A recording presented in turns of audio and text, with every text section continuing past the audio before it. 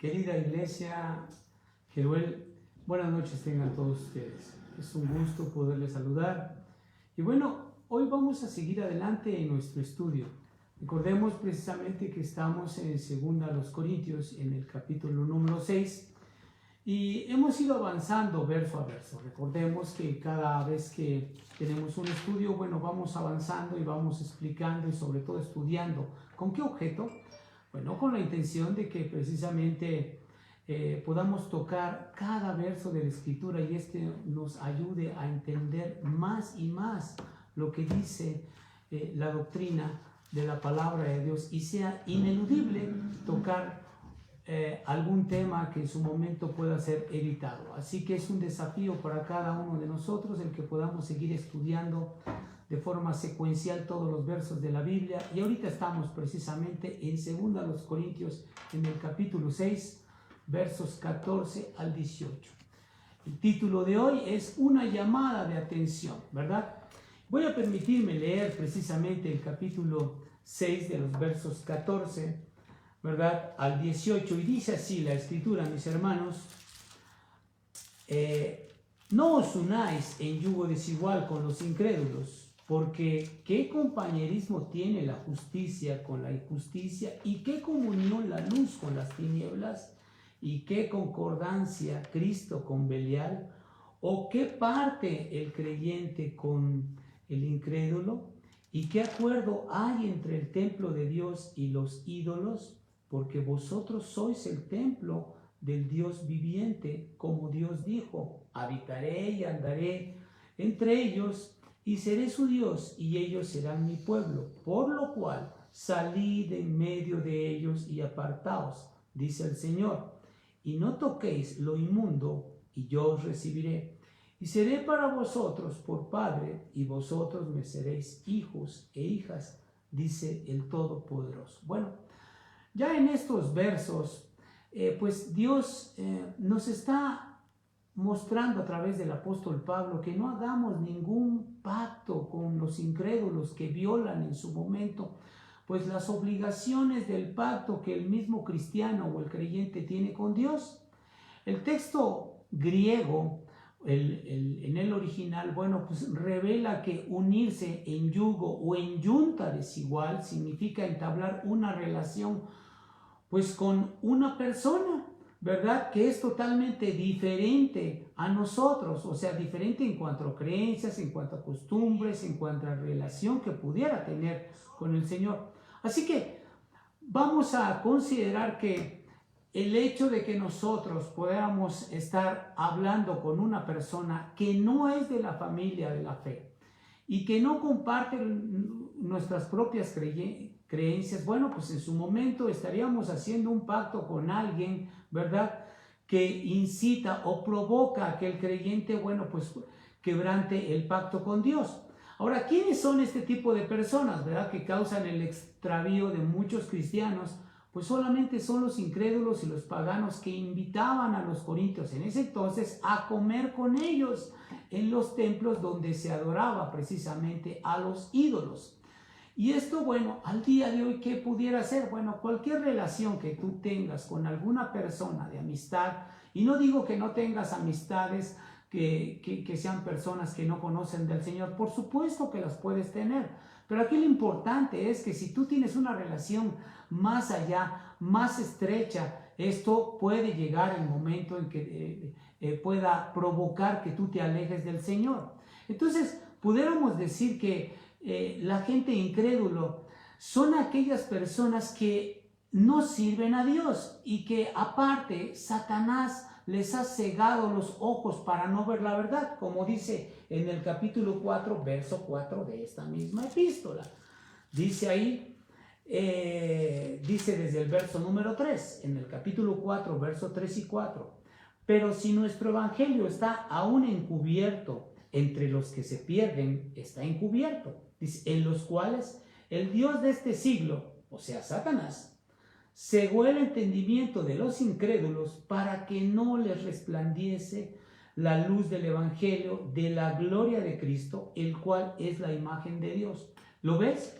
Fíjate lo importante que es que nosotros no hagamos en ocasiones un pacto de algún negocio fuerte que pudiéramos hacer con alguna persona. Claro, si en su momento tienes que hacer alguna transacción diferente, bueno, es totalmente distinto el contexto. Lo cierto es que aquí está hablando de que no debemos de asociarnos con personas que en su momento pudieran tener acciones o actitudes que nos lleven a ser provocados o que nos aleje del mismo Señor. ¿Por qué? Porque son personas que Dios no les ha dado el entendimiento ni la sabiduría para entender el Evangelio, ¿verdad? Y entonces esto es lo que estaba influyendo precisamente a la comunidad de Corinto y ya se había filtrado dentro de la misma iglesia. De ahí el apóstol Pablo que toma alerta de esta situación y en el verso número 14 dice: no os unáis en yugo desigual con los incrédulos.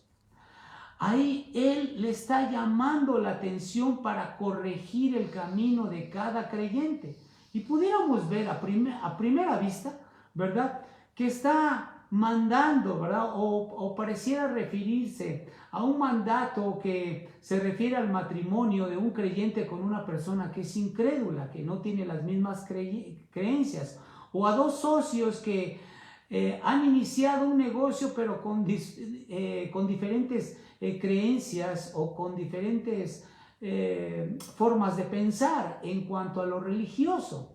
Y para comprobar esto, bueno, ahí en 1 Corintios, en el capítulo 7, y les invito a que vayamos ahí, 1 Corintios, en el capítulo 7, verso 39, vemos cómo es que el apóstol Pablo anima, exhorta a una mujer, o a cualquier mujer que en su momento dado fuese viuda, y le dice así, en 1 Corintios 7, verso 39, la mujer casada está ligada por la ley mientras su marido vive. Hay que aclarar aquí que esto le habla a una viuda. Pero si su marido muriere, libre es para casarse con quien quiera, con tal que sea en el Señor. O sea, no hay problema con la persona que se vaya a casar la persona, la mujer. Pero sí es importante que sea creyente. ¿Por qué? Porque sus costumbres de ir los domingos a la iglesia, sus costumbres de tomar estudios, las costumbres de tener oración, si el marido no tiene esas costumbres, lo más probable es que después de que esté casada con este hombre, bueno, pues no va a ser fácil que ella vuelva a asistir a la misma iglesia, sino que por el contrario, a lo mejor se va a tener que adaptar a las costumbres de este varón y posiblemente hasta le niegue el deseo que tiene ella de asistir a la iglesia. Entonces esta es algo bastante delicado que los cristianos tenemos que considerar cuando en su momento la pareja de cualquiera, ¿verdad?, y no estamos diciendo que vaya a ser así, que si la persona se quiere casar otra vez, ¿verdad?, tiene que ser en el Señor. Pero es mejor, como también dice el apóstol Pablo, que se quede así, sin casar. ¿Por qué? Porque los compromisos con el Señor van a crecer y sobre todo va a tener una mejor comunión con nuestro Dios. Así que pudiéramos decir también aquí que el mismo verso 14, ¿verdad?, también nos da otras posibilidades. Fíjense bien cómo es que dice: no os unáis en yugo desigual con los incrédulos. Aquí habla el abanico de posibilidades y se puede aplicar al separar nuestra relación con Cristo con otras religiones, donde aquí debemos entender que unirse en yugo con los incrédulos significa tener una sociedad o comunión con las infructuosas obras de las tinieblas y posiblemente someternos después a las consecuencias de acciones de personas que no actúan como creyentes, que somos nosotros, y que nuestras conductas deben de ser justas y honestas. Y entonces, ¿esto qué significaría?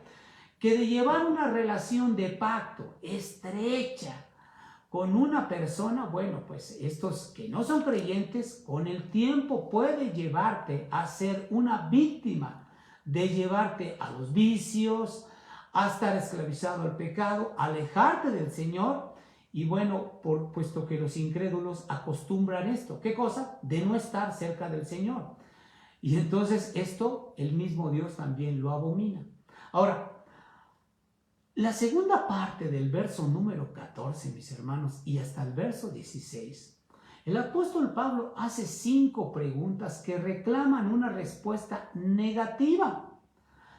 Y esto lo hace para mostrar la necesidad de estar separados con lo que el mundo ofrece, ¿verdad? Y entonces Pablo va a puntualizar estas 5 preguntas con sus obvias respuestas negativas, que aunque no dice no, pues nosotros tenemos que aseverar que está diciendo negativamente y está contestando estas preguntas, ¿verdad? Ahora, ¿qué dice el mismo verso 14 en su segunda parte? Porque ¿qué compañerismo tiene la justicia con la injusticia? Aquí podemos ver que el apóstol Pablo también nos hace una llamada, porque el ser creyente nos hace diferentes a otras personas, más aún a las personas del mundo que no conocen del Señor. Y somos diferentes, ¿por qué? Porque Cristo nos ha llamado a su comunión y ahora somos hijos de Dios y no somos en su momento personas del mundo. Ya vivimos en una santidad, ya vivimos en una pureza, ya vivimos en una comunión estrecha con mi Señor Jesucristo. Entonces pudiéramos decir que los creyentes que han sido justificados por Dios, ¿verdad? Como dice claramente el capítulo 5, 21, aquí mismo, dice, aquí mismo en esta segunda a los Corintios, dice, al que no conoció pecado por nosotros, lo hizo pecado para que nosotros fuésemos hechos justicia de Dios en él. O sea que si en algo podemos reflejar la calidad de vida como creyentes, esa es la justicia que Dios nos ha depositado en nuestro corazón para que nosotros también seamos justos y honestos. Entonces, pudiéramos ver claramente cómo es que aquí el apóstol Pablo está diciendo que toda persona que es justificada por el Señor, todo aquel creyente, o sea, que somos diferentes, como dice el verso 14, ¿qué compañerismo tiene la justicia con la injusticia? Debemos de considerar que somos capaces nosotros rápidamente de detectar, de discernir el engaño que puede haber en alguna persona, ya sea en sus palabras, en sus acciones, y que debe de rechazarse automáticamente porque nos estaríamos asociando con personas que dicen mentiras y que posiblemente pudiéramos caer en el error de ser trampeados por ellos. Desgraciadamente, muchos de nosotros a veces somos llevados por la emoción de hacer alguna asociación con alguna persona. Y yo no digo que no lo hagamos, claro que sí, pero tienes que tener mucho cuidado cuando tú te asocies con los impíos. ¿Por qué? Porque esa relación que tienes con ellos te puede llevar a una falsa comunión y en su momento te puede alejar de la persona de Jesucristo. Entonces, ¿qué tiene que hacer el creyente? Bueno, pues una tarea muy clara, desenmascararle el engaño de la obra del enemigo, ¿verdad? Y esto debe animarnos a seguir las huellas de mi Señor y Salvador Jesucristo y procurar cumplir siempre la justicia de Él en nuestras vidas. ¿Por qué? Porque Él así lo ha mandado siempre y es parte de nuestra obediencia, nuestro crecimiento, nuestra madurez en el Señor. ¿Por qué? Porque mi Señor Jesucristo ama la justicia, pero también, ¿sabes qué? Aborrece la impiedad. Mira cómo dice Hebreos en el capítulo número 1, verso 9. Hebreos, capítulo 1, verso 9.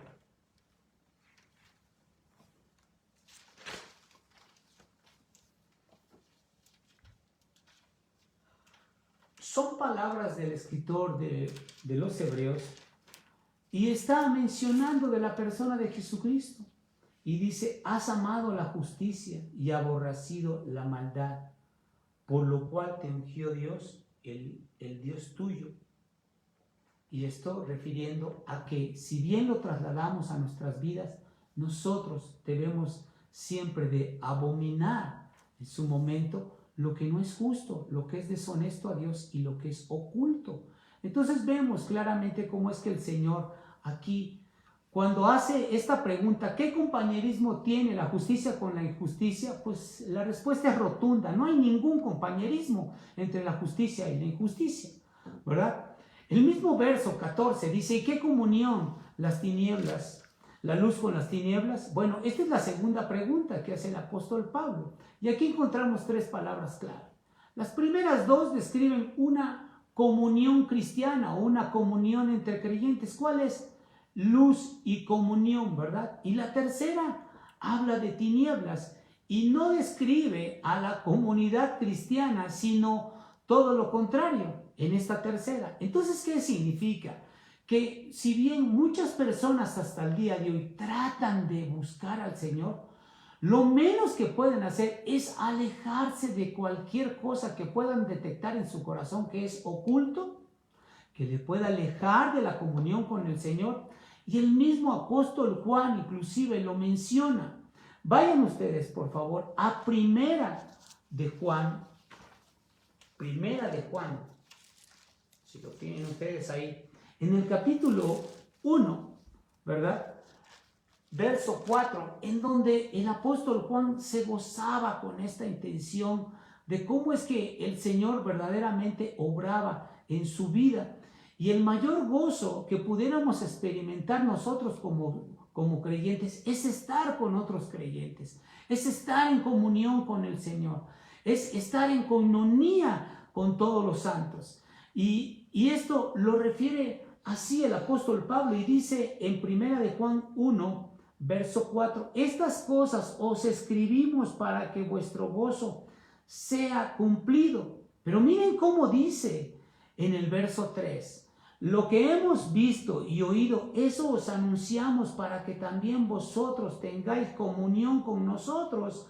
Y nuestra comunión verdaderamente es con el Padre y con su Hijo Jesucristo.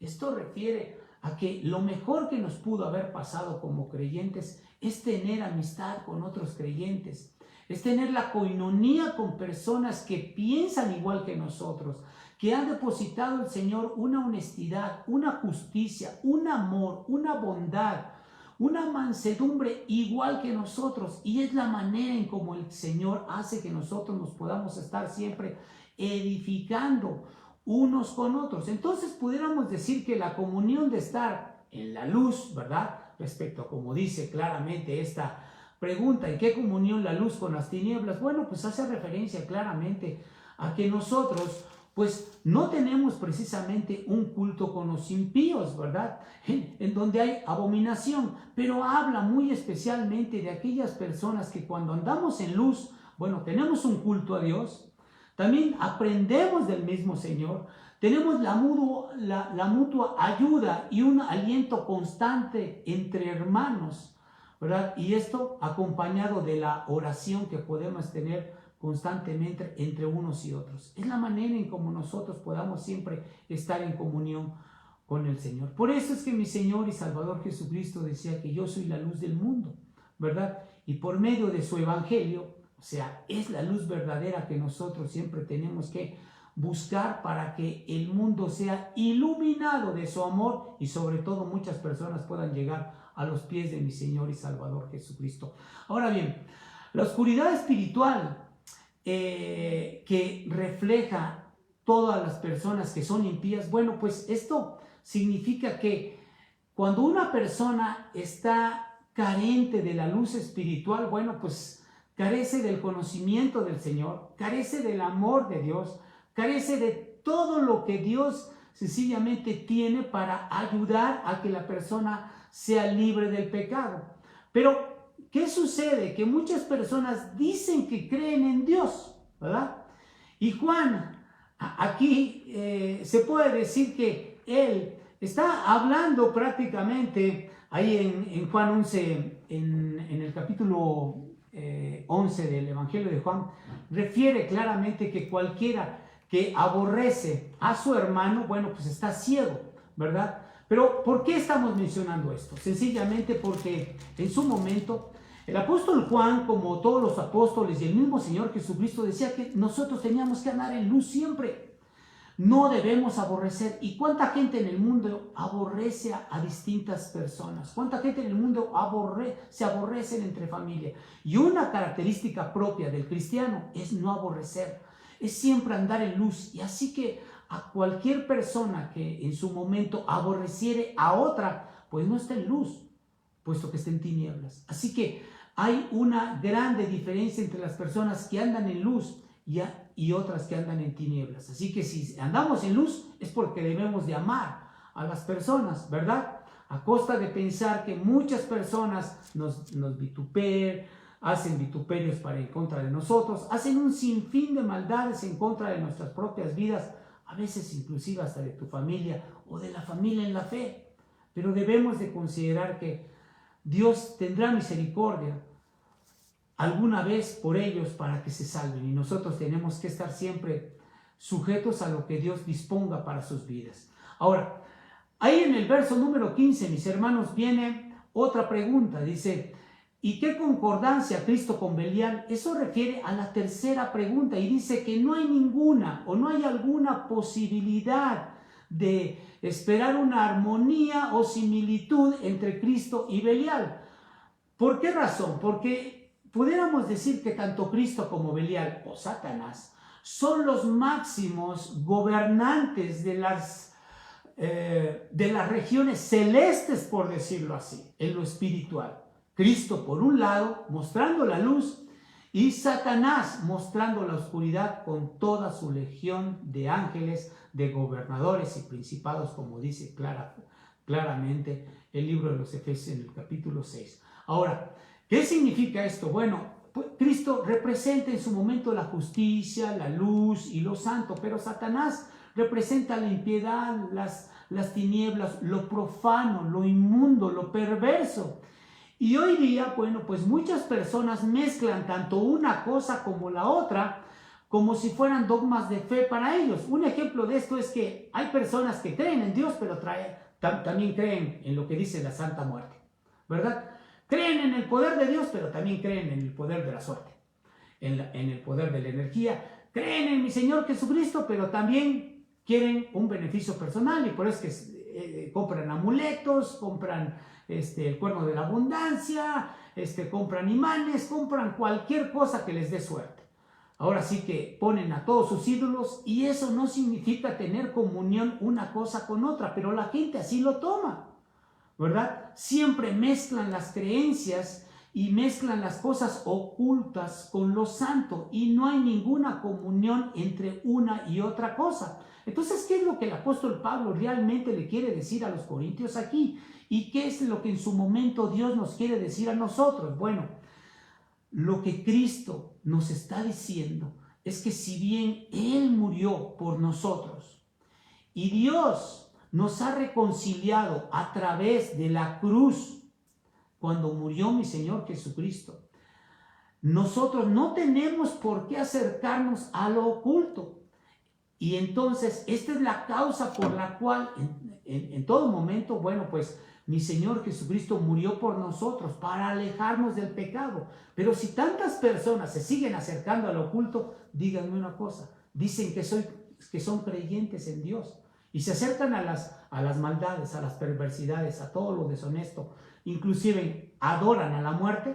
No hay ninguna congruencia entre una y otra cosa, ¿verdad? Pero la gente cree así por ignorancia, porque cree lo que mejor le conviene, pero no cree lo que verdaderamente Dios ha dispuesto para que la gente se aleje del pecado, para que sea salvada, para que se arrepienta de sus pecados y alcance el reino eterno. Entonces, aquí lo que el apóstol Pablo les está diciendo, se tienen que decidir por una cosa o por otra.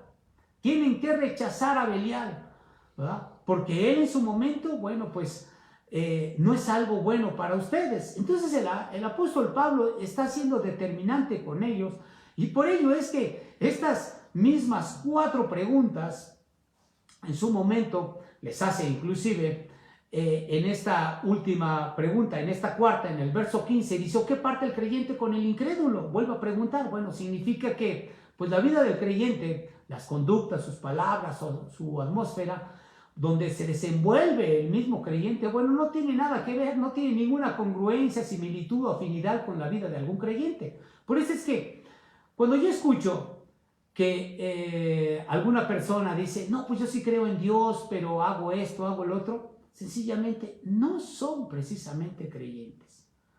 Son personas que coquetean con el evangelio, pero no son precisamente personas que busquen a Dios de todo su corazón, y sus acciones muestran verdaderamente lo que están reflejando en sus vidas. Así que pudiéramos ver claramente cómo es que Dios nos está diciendo que los creyentes verdaderamente son aquellas personas que se guardan en pureza.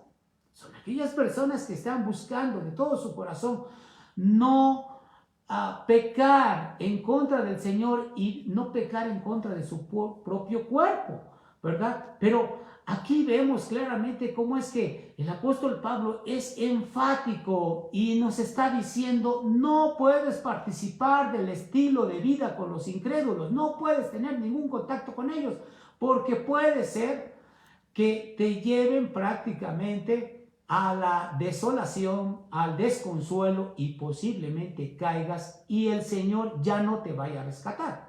Esta es una posibilidad para cualquiera, ¿verdad?, que ande en la cuerda floja. Ahora, el verso 16, mis queridos hermanos, trae una quinta pregunta y última. Dice: ¿y qué acuerdo hay entre el templo de Dios y los ídolos? Porque vosotros sois el templo del Dios viviente. Aquí se puede decir, exige el apóstol Pablo que, si bien existiera un acuerdo entre un templo, el templo de Dios, y de los ídolos, bueno, pues sencillamente no podríamos adorar a un Dios santo. ¿Por qué? Porque estaría inmiscuido en cuestiones de tinieblas. Entonces la pregunta, cuando menciona qué acuerdo hay entre el templo de Dios y los ídolos, ninguno, y es también contundentemente un no. El templo, en el lugar donde Dios decide morar, no es precisamente un templo construido por manos humanas, porque se puede decir que Dios es incontenible en algún lugar. Pero lo cierto es que, si bien en el Antiguo Testamento se mencionaba que en los mismos templos no existían imágenes, ¿verdad?, los impíos se reían, o se puede decir que los judíos creyentes eran el hazmerreír en su momento de los gentiles, porque cuando entraba un gentil a un templo judío veía que no había imágenes, y cuando en los templos de los gentiles, de los paganos, bueno, pues habían un sinfín de ídolos. Entonces se pudiera decir que si hay algún templo donde hay algún ídolo, no es un templo que adore a Jesucristo, sino que adoran a veces a personas que están en un yeso o en madera, ¿verdad? Y son los lugares donde prácticamente abomina a Dios, porque no hay ninguna concordancia entre una cosa y otra. Y desgraciadamente los ídolos, ¿sí?, han llevado a muchas personas a creer cosas que ellos mismos desarrollan de su propio entendimiento y su propio criterio, pero no es precisamente lo que Dios dispone en su palabra.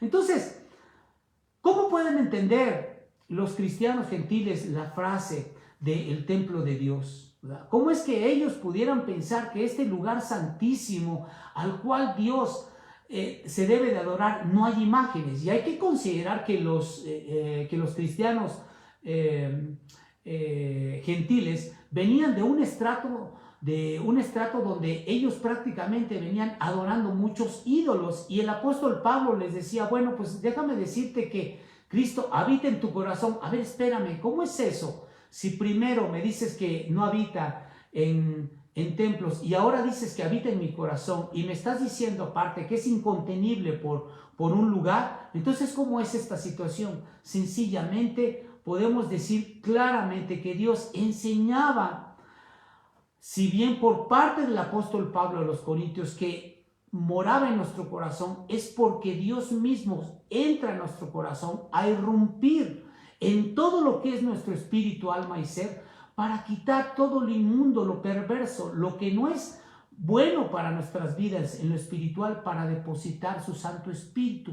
Y eso hace que dentro de nosotros viva el Espíritu de Dios, para entonces sí decir que mora Jesucristo en nuestro corazón, y entonces nosotros podemos ser el Espíritu, ¿verdad?, del Dios viviente.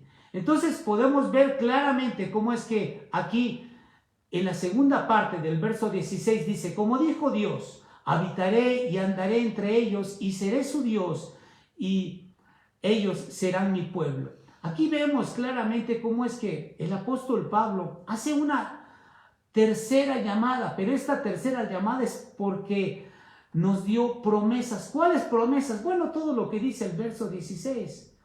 Habitaré entre su pueblo, dice. Andaré con ellos, seré su Dios y ellos serán su pueblo. Está hablando del Dios de los cielos. Entonces, estas promesas están condicionadas a obedecer al Señor.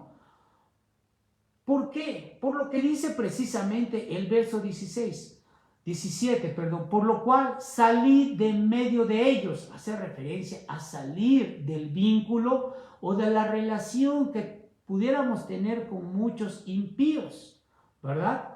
Y apartaos, dice el Señor, y no toquéis lo inmundo, y yo os recibiré. Aquí está la condición, y yo lo recibiré siempre y cuando salgas de la comunión con ellos y seas apartado de esto. Aquí vemos que las promesas de Dios están sujetas a esta condición. Entonces impone Dios a su pueblo, ¿qué cosa? Una clara, leal, o pudiéramos decirlo así, una total lealtad de parte nuestra hacia Él. ¿Por qué? Porque el Señor siempre ha sido leal para con nosotros, pero sin embargo nosotros a veces nos alejamos de Él y hasta le damos la espalda. Así que lo único que está pidiendo el Señor a través de estas epístolas del apóstol Pablo es que seamos puros y que seamos obedientes. ¿Para qué? Para que Él mismo se pueda regocijar como lo que Él verdaderamente tiene que ser, glorificado por nuestras vidas, por nuestro corazón, a través de nuestra alabanza al Señor. Y miren cómo dice el verso 17, y yo os recibiré. Esta promesa se expresa en términos futuros, ¿verdad? ¿Por qué? Porque indica que Él nos va a recibir. Dice, yo recibiré. O sea, que Dios mismo nos va a escoger en su momento para alcanzar al reino de los cielos. Y esto depende sencillamente de la obediencia que nosotros podamos tenerle directamente a Él. Así que Dios exige una tremenda exigencia de parte nuestra hacia Él. ¿Por qué? Porque es la forma de que nosotros vamos a manifestar una sumisión total a su voluntad. Si no, no podemos decir que somos obedientes. Tampoco podemos decir que somos creyentes. Tampoco podemos decir que somos cristianos, porque ese sería un estándar más elevado de ser creyente. Entonces, aquí vemos, por último, mis queridos hermanos, que la llamada, lo que dice el verso 18, la llamada es porque somos adaptados como hijos de Dios. Vean cómo dice el verso 18. Y seré para vosotros padres. Ya no solamente vamos a ser recibidos, sino que aparte, Él, o sea, nos puede recibir, no como cualquier persona te recibe en su casa. Te recibo, está bien, pero no te atiendo.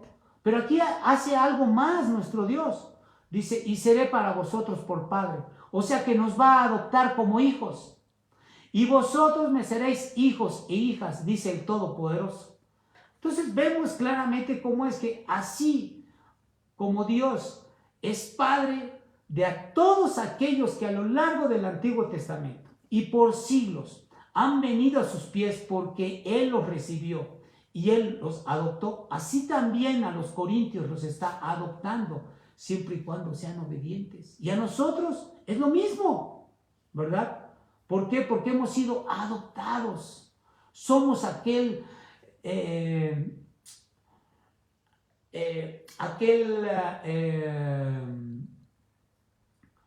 aquellas personas, aquel remanente fiel, pero sobre todo aquel olivo silvestre, ¿verdad? Que fuimos injertados como un nuevo Israel, al cual Dios tiene bendiciones especiales para nosotros. ¿Y esto qué significa?